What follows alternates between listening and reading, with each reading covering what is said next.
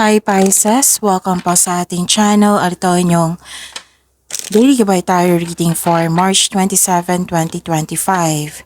Please be reminded kung naka-resonate kayo, comment down. Kung hindi kayo naka-resonate, ibigay niyo po sa iba kasi general reading po ito. This is for you Pisces ngayong March 27, 2025.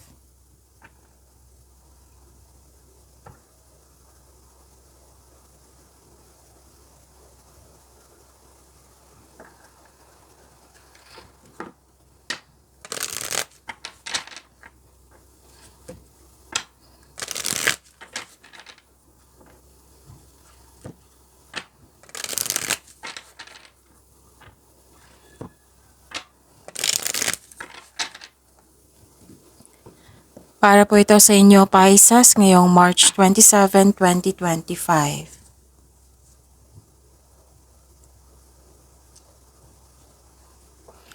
Maraming salamat po sa inyong patuloy na suporta at maraming salamat din po sa mga hindi nag-skip ng ads. Gamitin ang reading na ito bilang gabay lamang sa mga hindi pa nag-subscribe. Subscribe na po kayo at click bell notification para malaman nyo na may bago tayong video. Para sa mga gustong magpa-reading po, may lumabas dyan sa screen nyo ngayon. Panoorin nyo po at sundin ng instruction.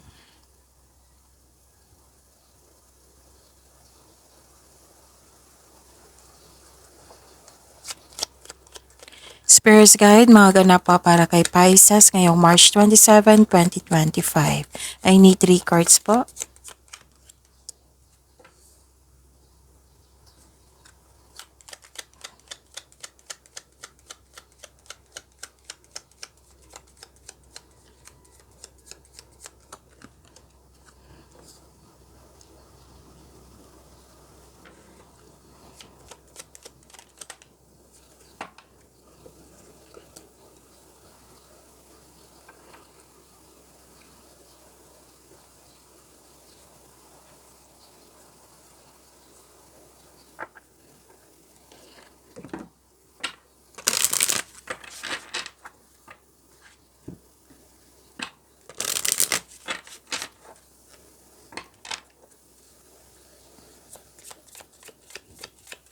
Spirits Guide, mga mensahe po para kay Pisces ngayong March 27, 2025.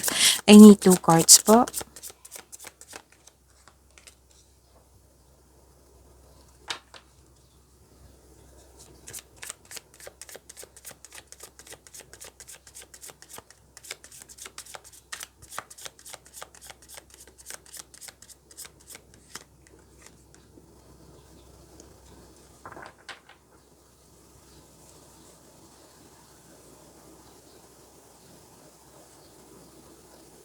Ngayong March 27, 2025 para po kay Pisces. Ang ganda. Kasi may nakita ko ditong dumating na opportunities. Actually, 2 card na po nagsabi na may dumating na opportunity sa inyo. Kailangan nyo lang pumili. Kailangan nyo magkaroon ng best choices, best choices and best decision. Okay? Galingan nyo po. Pisces, and claim nyo po. May power, authority, and protection. May nakita ko dito may kausap ka na pwedeng boss or amo mo or elders, mentor. Pwede din isang mother figure. And nakikita ko dito nag-uusap regarding sa big business, sa project, sa career and finances. Stability, pwede din sa emotion to. Pwede din sa stability sa inyong career and money. Most likely career to eh. So may dumating na project at binigyan mo ng long-term plans. Pwedeng opportunity ito or project po. So claim nyo po, ang ganda po, Pisces. Mga mensahe po para sa inyo. Success. Believe that success is within your reach. So claim nyo po itong success na ito. And alignment, wow. Align your actions and thoughts with your desires.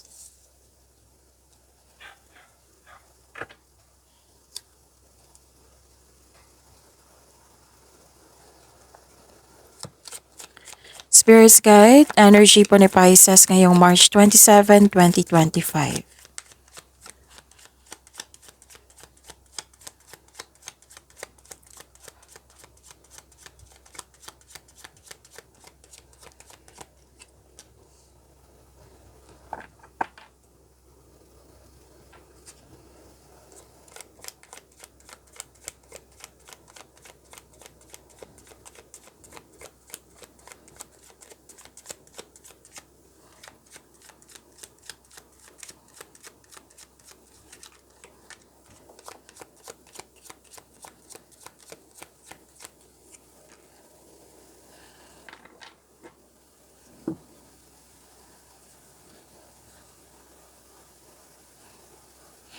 Kung may narinig kayo or may nakita kayong repeating message, meaning to say pinupush ng course niyan, kasi ang ilan sa inyo hindi pa binigyan ng atensyon, na kung maaari din po bigyan niyo po ng solusyon at aksyon.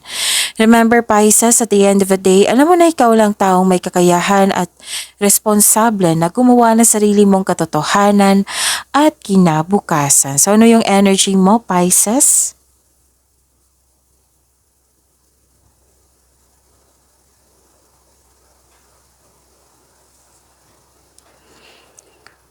Okay. You felt defeated. May away po akong nakikita dito kaya mag-ingat po. Or may sitwasyon na hindi kaya pero laban pa rin. May nakita rin ako dito nagkaroon ng delay or blockages. Nagkaroon ng blockages, posibleng may against sa inyong mga desisyon sa buhay. So this is a clarification of your card here, di ba? May dumating na kailangan yung gumawa ng best choices, best decision, pero may against. Lumabas siya sa tarot card nyo. Kaya mag-ingat.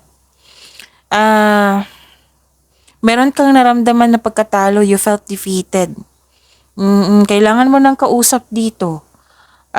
Pisces. Or di kaya, kung mahilig kayo sa journal, then do it. Kasi, make a journal para it will lead you na maging mahinahon ka at masuri ang sitwasyon.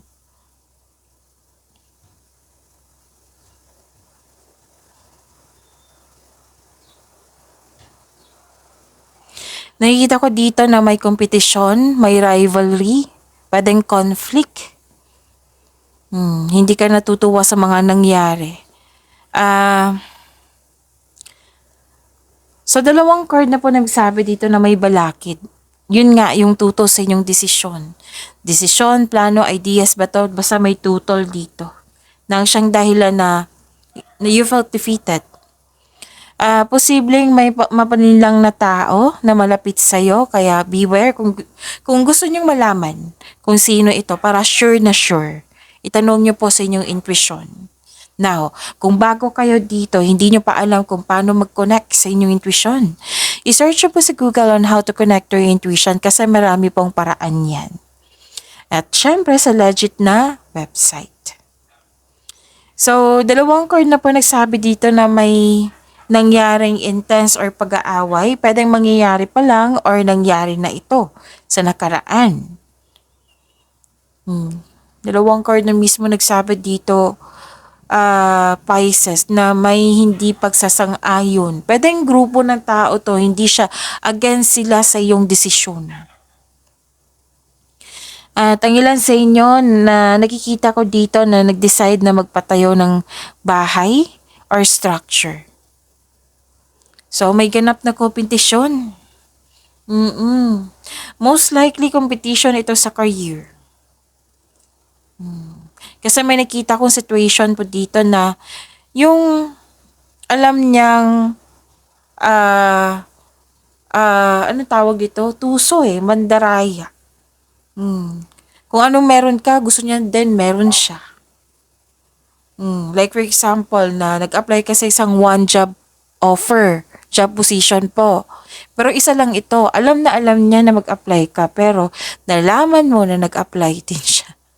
So, nagipag-compete siya. Ang salbahe naman ng taong to. Oo. Pero doon, ginagaya niya yung strat plan mo, strategy mo, yung negosyo mo. Nakita niya, patok na patok sa masa. Oo, patok na patok sa mga tao. Tapos, ginaya niya. So, hindi siya nagpaalam sa'yo. Or yung konting hiyan. Natawa ako kasi na-experience ko din to, Pisces. Oo.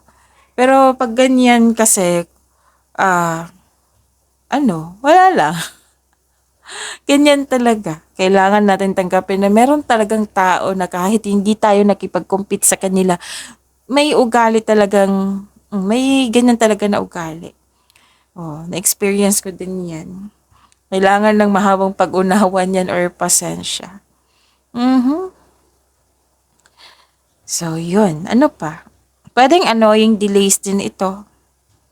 Or mga pangyayaring hindi mo control. na kaya ka nainis kasi may delay or mga pangyayaring hindi mo makontrol. Hindi natin makontrol yung pag-uugali ha, yung taong nagipag-compete sa iyo. So, kailangan yung, kung pwede, umiwas na lang kayo kasi I'm sure, gagawin pa din yan sa susunod. Kasi may ugali na siyang ganyan eh. Pero kung hindi mo siya maiwasan, let's say, Miss Jav, hindi ko siya maiwasan kasi kasamahan ko siya sa bahay, sa kahit ano, kahit kaibigan mo. Ano, put limitation. Kaya nga ang importante, 'di ba, minsan ang card magsasabi sa inyo na huwag niyong ipaalam yung mga ideas mo, yung next action mo. Kasi may posibilidad talaga na may sisiran yan para hindi matuloy. Okay. May nakita nga ako dito, na some of you na tanong ng tanong. Like for example, kitang-kita ko dito na, kailan bang kasal? Kailan ka ba magjojowa? Kailan ka ba mabuntis? Kailan ba kayo magkaroon ng anak? Kailan ka ba, ah, basta may, ano to competition pa rin to eh. Ito si ano, nakapagtapos na ng pag-aral, ikaw hindi pa. May mga ganyang pag-ugali. Kamot ulo na lang tayo, Pisces. And please be reminded, hindi pa ako Pisces. May nagtanong sa akin kaya kahapon, I think, kahapon. Okay? So, nagkaroon ng struggle or conflict.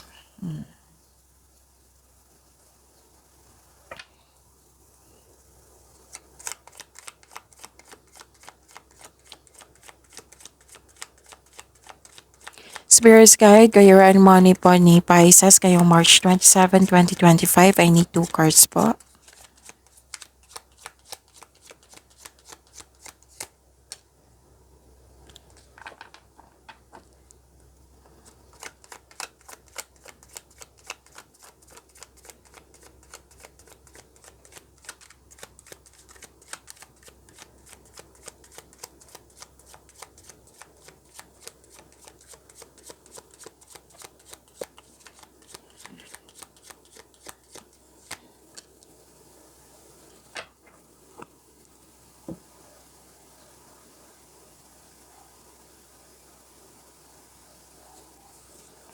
Sa career and money nyo po, you are inspired in action. May, ito na yung sinabi ng oracle cards nyo sa tarot cards nyo na nag-clarify na you are inspired in action, may personal power, may victory, mahigit pa to sa success. So, claim nyo po na nag-clarify din siya dito, di ba? Believe that success is within your reach. Mahigit pa to sa success ha, claim nyo po. This is victory. Mas lumawak yung ambisyon mo sa buhay. Nagkaroon din ng pag-control. So, another card na may sabi dito na structure. Maari din. Nag-clarify siya ha. Maari na nagtayo kayo ng bahay. Or isang structure. Naging abala kayo. Ang ilan sa inyo dito nag-aantay ng sign to take inspired towards your goal. Yung hanap ka ng sign kung i-go ko ba na tong plano kong magnegosyo. Example ha, may sinabi dito kung ano yung iniisip mo na naghihingi ka ng sign, ito na po. May sabi dito na kung ikaw ay nag-aantay ng sign to take inspired towards your goal, this is it. This is the sign. So, magiging kampante ka sa kung anong sitwasyon kayo ngayon. Oo. Maaari din may magbibigay ng tulong sa inyo na isang boss type or pwedeng father figure ito. Pwede din mother figure kasi may lumabas din na mother figure dito na maaring siya yung magbigay ng tulong din sa'yo. Okay?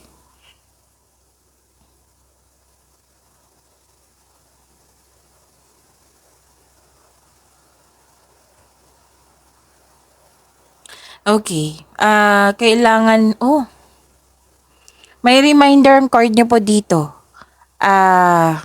Pisces. Na this card asks you to save money, control on overspending. Kailangan ng management. Oo. Pag-control sa pag-overspend.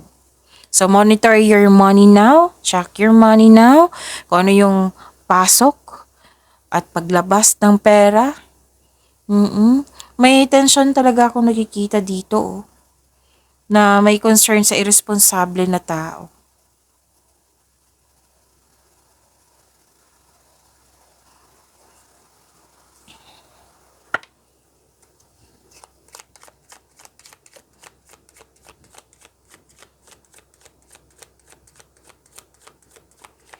Spirits Guide, Love Life, Self-Love, Partnership, and Romance ni Pisces ngayong March 27, 2025. I need 2 parts po.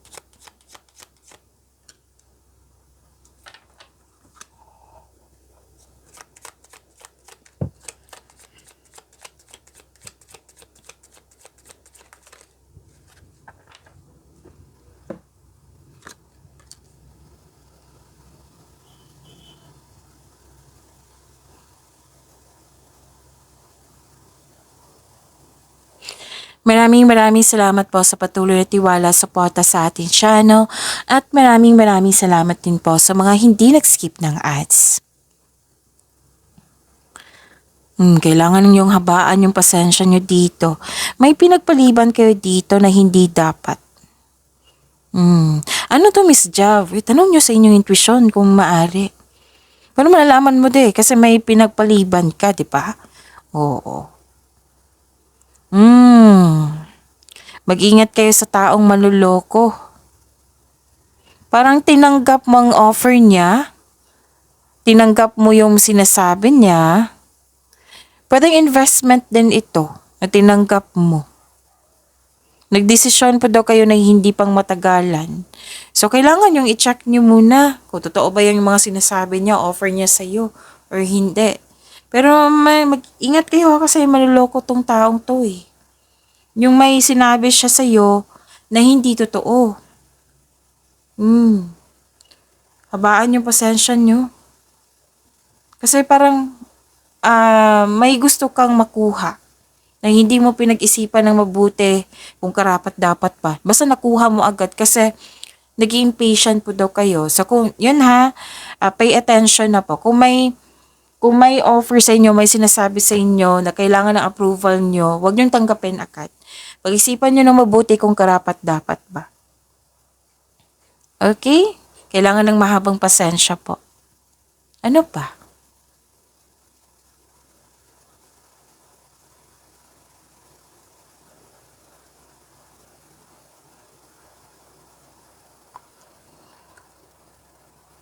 Nakikita ko dito na nagkaroon ng difficulties in moving on. May delay sa plano, delay sa travel, delay sa paglilipat. May naalala kayo sa nakaraan na nahihirapan kayo sa pagtanggap sa, nahihirapan kayo sa pagtanggap or nahihirapan kayo mag-move on sa nangyari sa nakaraan. It might be this manloloko na hindi ka naka-get over. Okay? So, hanap po daw kayo ng solusyon. Oo, kailangan ng dalawang card na mismo nagsabi dito na kailangan habaan nyo yung pasensya nyo. Gawa po daw kayo ng solusyon. Kasi ang ilan sa inyo dito, may nangyari na hindi mo kontrolado, na panghinaan kayo ng loob. I know this is very normal. Pero nakita ko talaga kasi dito na huminto ka, na dapat hindi. Kailangan mong bigyan ng solusyon. Or umiwas na lang kasi may nakita din akong toxicity dito. Para magkaroon ng healing.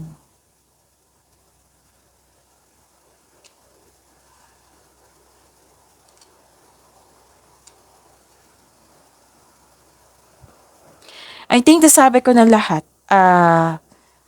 Pisces. So, see you tomorrow. Pag-iwanan niyo po yung blessings sa binigay sa inyo, Pisces.